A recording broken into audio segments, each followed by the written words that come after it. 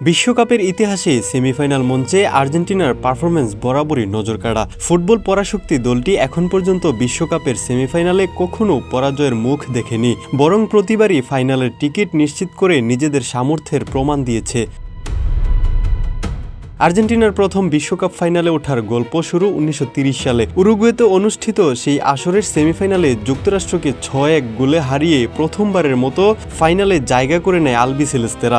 এরপর ১৯৮৬ বিশ্বকাপে দিয়েগো ম্যারাডোনার নেতৃত্বে বেলজিয়ামকে ২-০ গোলে হারিয়ে আবারও ফাইনালে ওঠে আর্জেন্টিনা এবং শেষ পর্যন্ত শিরোপাও জিতে নেয়।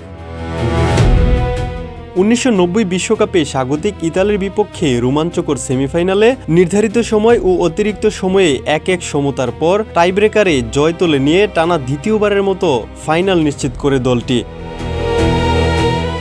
দীর্ঘ বিরতির পর ২০১৪ ব্রাজিল বিশ্বকাপে নেদারল্যান্ডসকে টাইব্রেকারে হারিয়ে আবারও ফাইনালে ওঠে আর্জেন্টিনা, যদিও সেবার শিরোপা জেতা হয়নি। সবশেষ ২০২২ কাতার বিশ্বকাপের সেমিফাইনালে ক্রোয়েশিয়াকে ৩-০ গোলে উড়িয়ে দিয়ে লিওনেল মেসির নেতৃত্বে ফাইনালে পৌঁছে যায় আর্জেন্টিনা। পরে ফ্রান্সকে হারিয়ে তৃতীয়বারের মতো বিশ্ব চ্যাম্পিয়ন হয় দলটি।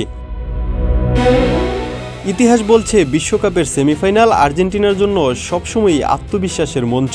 বড় ম্যাচে নিজেদের সেরাটা উজাড় করে দেয়ার ঐতিহ্য রয়েছে দলটির। সেই ইতিহাসই ভবিষ্যতের যে কোনো সেমিফাইনালের আগে আর্জেন্টিনার সমর্থকদের আশাবাদী করে তোলে। Desk report, campus Times.